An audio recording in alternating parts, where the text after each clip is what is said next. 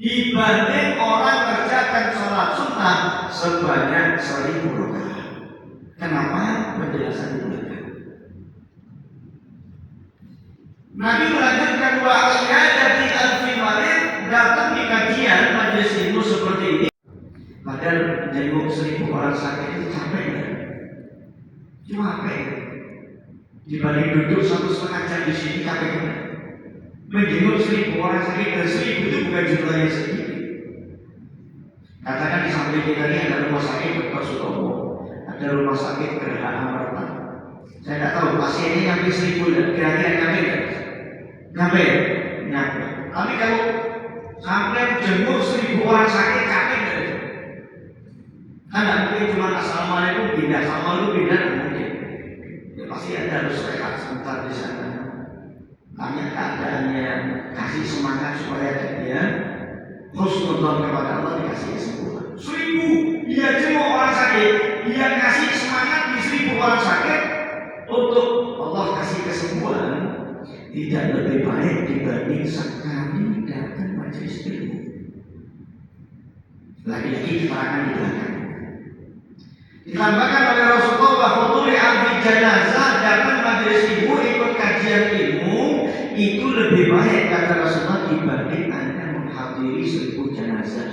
Padahal mensolati jenazah pahala 1 bukit, mengantarkan sampai liang lahat pahala 1 bukit. 1000 jenazah dapat kesempatan pahala 2000 bukit, 2000 gunung.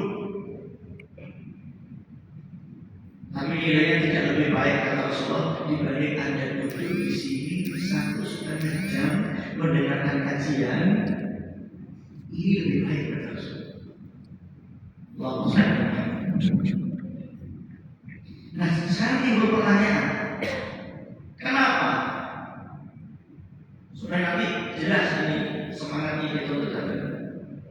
Ya, karena lagi-lagi kalau kita lihat itu fadilah di hadis tersebut, amal-amal yang begitu besar, Anda gabungkan semua, tiap hari dia sholat sunnah 1000 rakaat, tiap hari dia jenguk 1000 orang sakit, dan tiap hari dia mengantarkan jenazah, ini menguras waktu, bahkan biaya,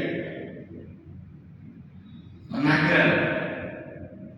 Yang semuanya itu tidak lebih baik, tidak lebih afdal dibanding sekadar duduk dengarkan kajian. Disampaikan ayat Al-Quran, disampaikan hadis Rasulullah Sallallahu Alaihi Wasallam. Alhamdulillah, Unair hadir betul. Unair hadir betul. Saya kampus-kampus di mana-mana banyak kajian.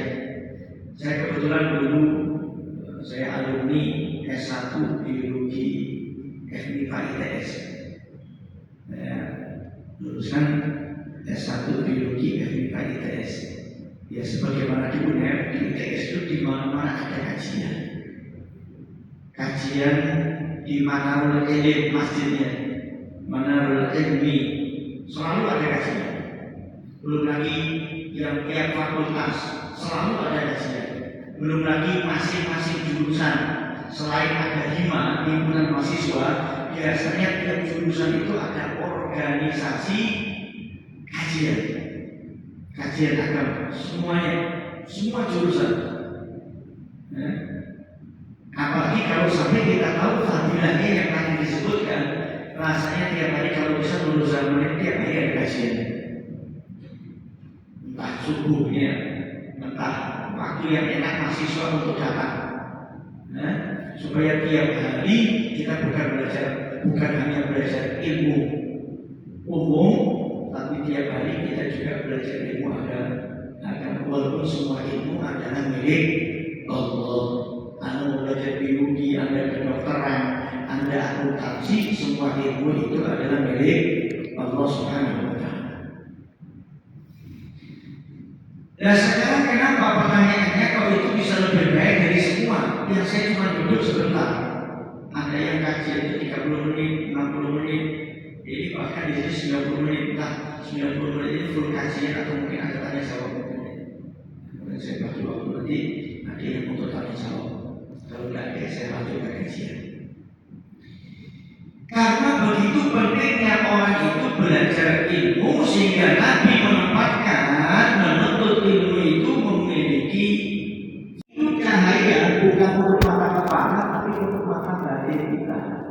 yang dengan cahaya tersebut dalam hati Anda bisa tahu mana jalan menuju surga, mana jalan menuju Allah, mana jalan untuk mendapatkan ridhonya Allah. Yang kalau dengan tidak adanya ilmu tadi, maka hatinya buta, tidak akan tahu arah mana menuju surga, arah mana menuju Allah. Maka orang yang dia nekat beramal tanpa ilmu sama orang nekat jalan tanpa tidak melihat, ujung-ujungnya nabrak, masuk jurang, jatuh.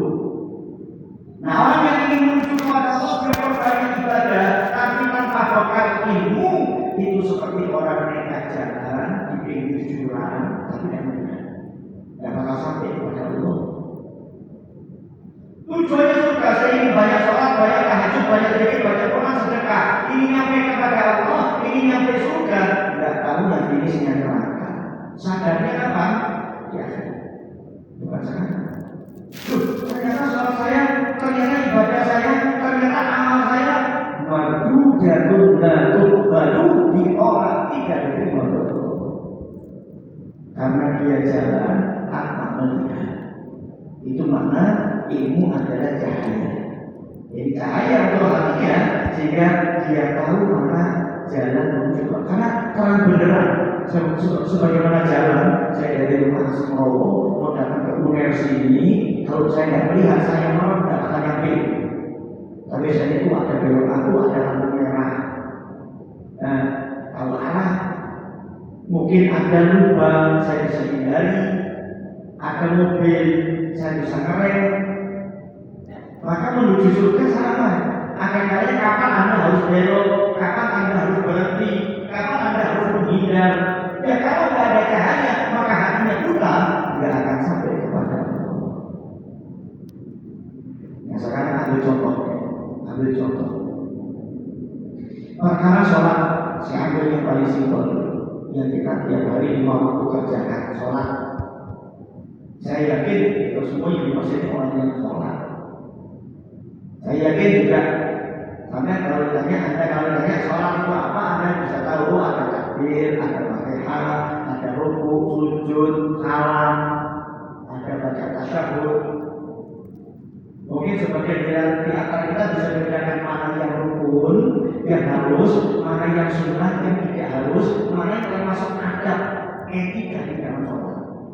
Nanti mungkin nggak tahu, yang penting paketnya begini. Yang penting sah sholatnya. Tapi ternyata kalau kita mau belajar lebih dalam, di dalam rukun-rukun, di dalam gerakan dan bacaan itu ada syarat-syarat. Ambil satu contoh yang pernah belajar ilmu fikih, yang pernah belajar ilmu tata cara sholat. Di antaranya termasuk rukunnya sholat adalah takbiratul ihram. Simple. Allahu Akbar. Simple. Anda mengangkat tangan boleh, nggak angkat juga boleh. Itu urusan sunnah. Mengangkatnya segini itu cuma urusan sempurna. Yang penting angkat tangan sudah dapat sunnah. Cuma ada sempurnanya sunnah. Walaupun cuma dikit angkatnya sunnah. Gak pakai kata sekedar ngomong Allahu Akbar. Itu sudah termasuk takbiratul ihram. Karena takbiratul ihram itu rukun qauliyah, ucapan, bukan rukun fi'liyah, gerakan. Sehingga mengangkat tangan tidak termasuk rukun di dalam takbiratul ihram, itu urusan sunnah. Tapi tentu yang kita ingin kerjakan dengan cara yang sempurna. Simpel cuma Allahu Akbar. Ternyata di dalam rukun yang simpel cuma ucap Allahu Akbar, syaratnya banyak sehingga dikatakan takbiratul ihramnya sah. Banyak. Di antaranya Allah yang mudah hafal alif bilafzil jalalah. Hendaknya orang itu tidak memanjangkan huruf alif pada kalimat Allah. Allahu Akbar. Hanya pendek, tidak boleh panjang. Yang ngerti hanya boleh panjang. Karena kadang ada orang itu yang penting enak suaranya, yang penting iramanya bagus. Hanya dengan memanjangkan huruf alif pada kalimat Allah di dalam takbiratul ihram, maka takbiratul ihramnya tidak sah. Kalau nggak sah, sedangkan itu rukunnya sholat, maka sholatnya tidak sah. maka yang dia kerjakan mardudatun la tuqbal. Ditolak oleh Allah, tidak diterima karena tidak sesuai dengan aturan sholatnya. Kenapa kalau dipanjangkan tidak boleh? Karena kalau agak panjang itu seperti memberikan dua alif. Allahu Akbar, maka dia rubah, dia harusnya pernyataan berubah menjadi pertanyaan. Harusnya Allahu Akbar, dia nyatakan Allah itu maha besar. Karena hanya panjang Allahu Akbar menjadi pertanyaan, apakah Allah maha besar? Menjadi kalimat istifham, kalimat tanya. Harusnya pernyataan berubah menjadi pertanyaan hanya gara-gara memanjangkan huruf alif pada kalimat Allah di dalam takbiratul ihram Allahu Akbar. Dasar, simpel, tapi penting. Simpel tapi penting. Syarat yang lain ada yang mudah hafal ba fi lafzi akbar, tidak memanjangkan huruf ba pada kalimat akbar, dan ini sering kita dengar. Bahkan di masjid demikian. Allahu Akbar, banyak panjang, enggak salah.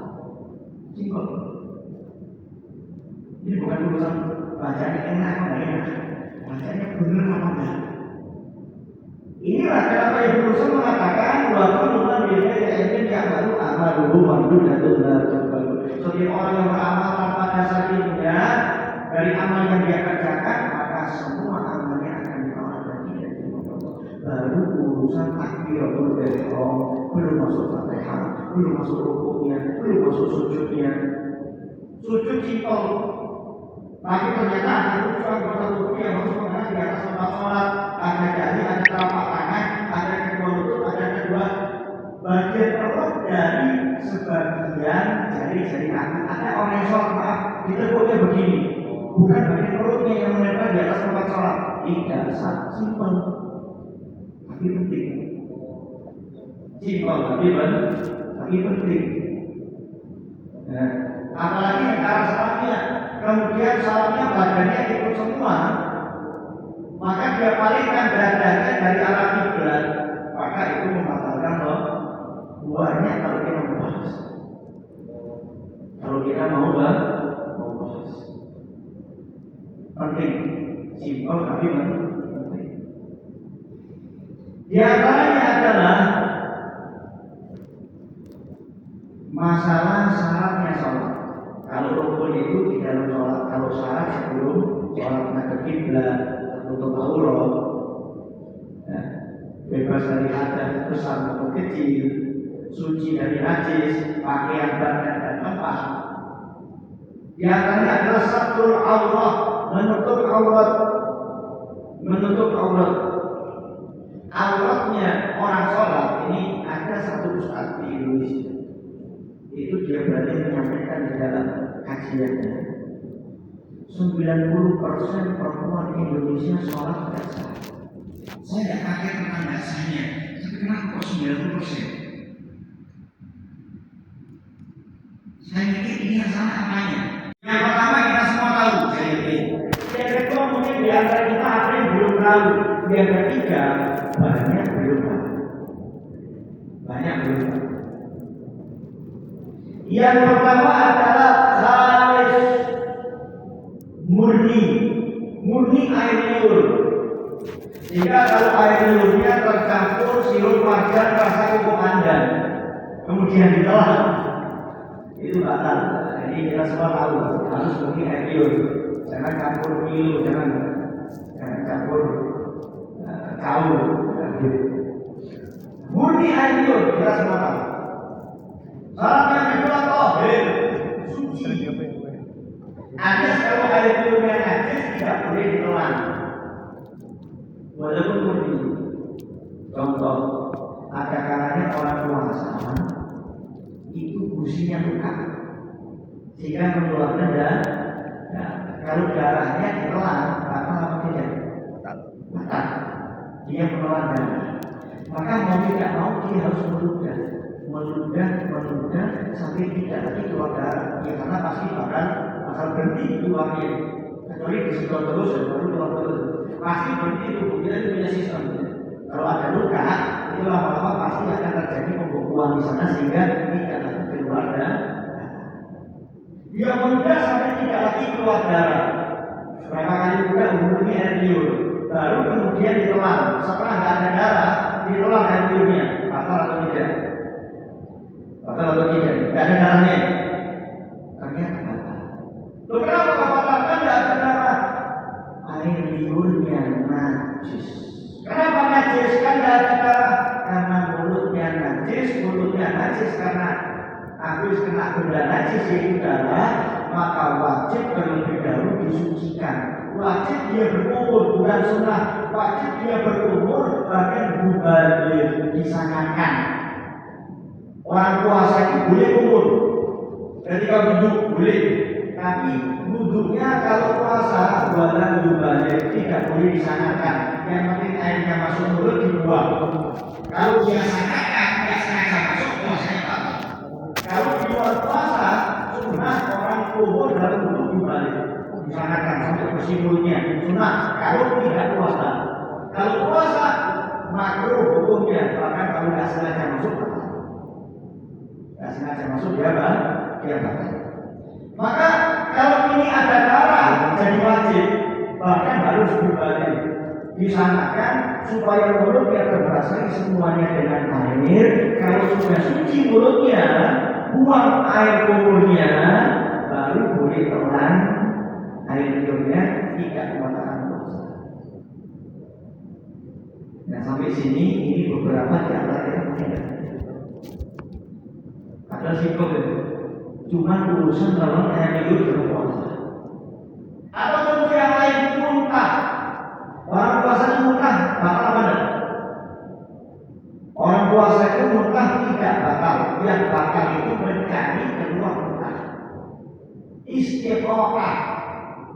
Ini pola khurujul qaid, mencari keluar muntah. Contohnya sengaja dimasukkan jarinya ke mulut supaya muntah. Ini namanya cari muntah. Batal. Atau dia punya kaos kaki tidak dicuci 2 bulan, pasti bau, sengaja dicium muntah. Nah itu batal puasanya.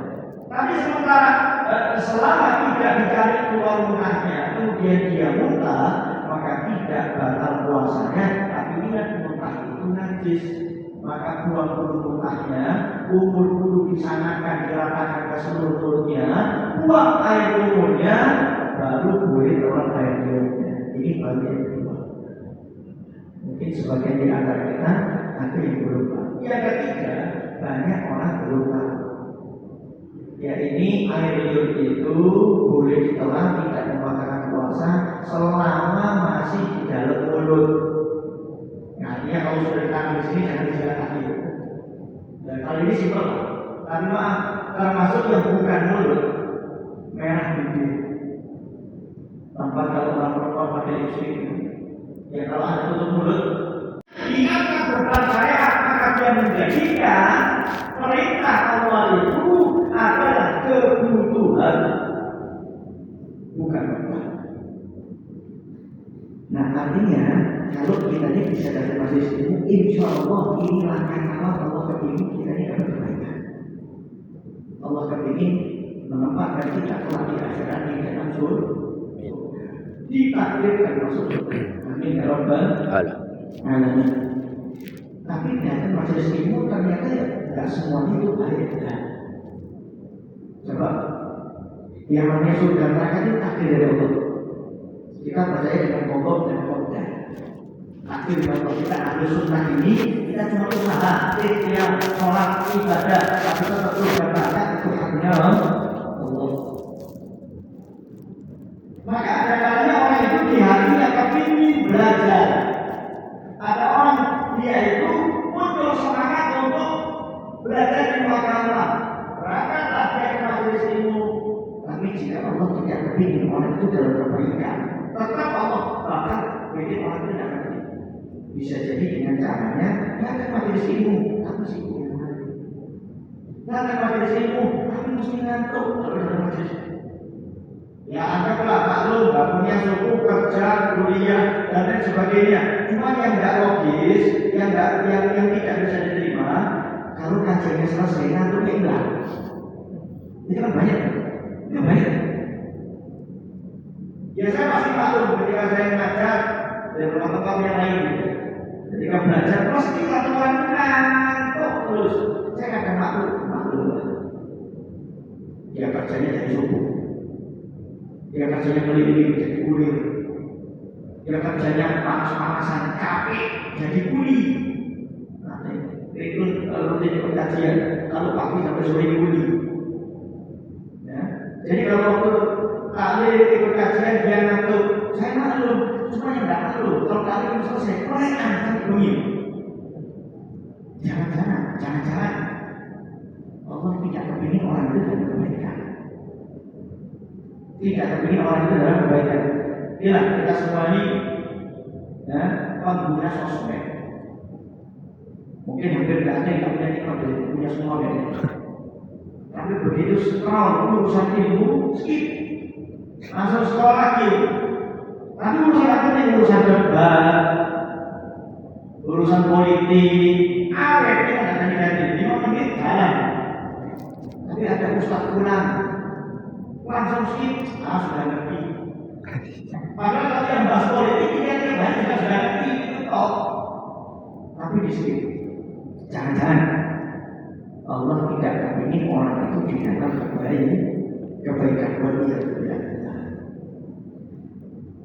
Nah, maka kemudian pertemuan pertama ini saya ini kita muncul semangat. Oh, ternyata ini pentingnya orang datang majelis ilmu. Karena yang datang majelis ilmu itu salah satu ciri tanda-tanda Allah kepingin orang itu dalam keadaan kebaikan dan Allah kepingin orang itu masuk surga. Oh, ternyata di majelis ilmu itu fadilahnya besar, lebih besar dari ibadah yang begitu banyak yang begitu capek, nguras tenaga. Oh, ternyata di dalam majelis ilmu itu menentukan amal-amal kita yang lain. Kalau tidak dengan ilmu, maka pasti ditolak. Karena orang yang ibadah tanpa ilmu itu mesti ada salahnya, tapi dia tidak merasa. Yang repot itu orang kalau salah itu alhamdulillah. Kenapa? Ada perbaikan. Yang repot itu orang kalau salah tidak tahu jika dirinya salah, maka sampai kapanpun tidak akan muncul yang namanya revisi di dalam dia melakukan ibadah. Maka diangkatlah tema pada hari ini, ilmu yang menyelamatkan vs ilmu yang menjerumuskan. Saya tambahkan, semua ilmu itu punya Allah, tapi tidak semua ilmu boleh untuk dipelajari. Bahkan ilmu yang boleh dipelajari itu ada kalanya boleh dipelajari banyak, ada kalanya boleh dipelajari cuma sedikit. Yang menjaga niat di dalam belajar. Ilmu yang manfaat sama ilmu yang menjerumuskan. Ada ilmu yang kalau kita belajar manfaat, selain ilmu agama, ilmu kedokteran manfaat, ilmu arsitektur manfaat, ilmu politik itu juga manfaat. Tapi ada ilmu tidak manfaat, yaitu ilmu ekstrim. Ilmu perdukunan manfaat atau menjerumuskan. Nah, itu yang mari sinau ini sebenarnya itu, nah ini kan menjerumuskan. Walaupun kakak mungkin dia belajarnya tidak niat untuk menyakiti orang, tidak. Tapi namanya orang punya ilmu itu kalau tidak digunakan, tidak enak rasanya. Tidak enak. Orang punya HP nama HP tidak enak. Punya HP kenapa tidak mati? Saya tahu bagaimana caranya untuk menyakiti orang. Tapi saya tidak gunakan, itu sulit. Karena hati bakal menolak, hati akan timbul bisikan, pakai ilmu. Maka semua ilmu punya Allah, tapi tidak semua ilmu boleh untuk dipelajari. Ada yang boleh dipelajari bagi muslim muslim. Semakin banyak semakin baik. Apa itu? Ilmu tentang Allah, ilmu mengenal Allah pada batasan sifat-sifat Allah. Allah Ar-Rahman, Allah Ar-Rahim, Ar-Rauf, Al-Jabbar, Al-Mutakabbir, Al-Latif. Dipelajari. Karena dengan mengenal sifat-sifat Allah, maka Anda akan semakin mengenal kepada Allah. Yang dengan semakin mengenal kepada Allah, semakin kuat imannya, semakin kokoh keyakinannya, semakin nikmat di dalam melakukan ibadah. Itu termasuk ilmu agama, semakin banyak semakin baik ilmu mengenal Allah. Tapi ada ilmu yang kalau banyak ada kalanya tidak baik. Yang kalau sedikit justru baik. Alias sedikit dalam artian secukupnya pada batas. Contohnya ilmu fikih. Ilmu fikih itu kalau dipelajari terlalu banyak nggak selalu paham. Kalau Anda belajar ilmu fikih tentang sholat, wajibnya, sunnahnya, adabnya, ibadah yang lain, wajibnya, sunnahnya, adabnya, baik. Nanti ada kalanya orang itu belajar fikih terlalu dalam, munculnya adalah perdebatan. Walaupun kalau yang pantas untuk mempelajarinya kita, kalau ahli-ahlinya ya pasti harus mumpuni. Tapi ini kalau di-share ke semua orang, ada kalanya itu malah bikin keluar dari agama. Zaman sekarang ini ilmu agama itu tidak seberuntung ilmu kedokteran. Kalau ilmu kedokteran itu kalau tidak dokter yang ngomong, orang tidak berani. Kalau sudah dokter yang ngomong, orang percaya. Ilmu agama enggak. Yang tidak kompeten itu ngomong. Apalagi ada TikTok, ada Instagram. Semua orang ingin bikin podcast. Semua orang ingin komentar. Bahkan di komentar itu orang yang belajarnya sudah 2 tahun dalam agama. Ini yang baru sebulan 2 bulan bisa komentar. Ini termasuk ilmu manfaat pada batasnya saja. Kalau melewati batas, tidak manfaat. Ada ilmu yang dipelajari manfaat, tapi tidak langsung. Ada kalau mau mempelajari agama dengan mendalam, ya pasti harus tahu tentang bahasa Arab. Mau tidak mau tidak mau. Kalau sekedar belajar agama saja, tidak harus mengerti bahasa Arab. Tapi kalau ini mendalam, saya ingin kaji Al-Quran dengan benar-benar mengkaji Al-Quran, ini sudah pasti harus mengerti bahasa Arab. Bukan hanya bahasanya saja, tapi tata bahasa Arab, grammarnya Arab, nahwunya,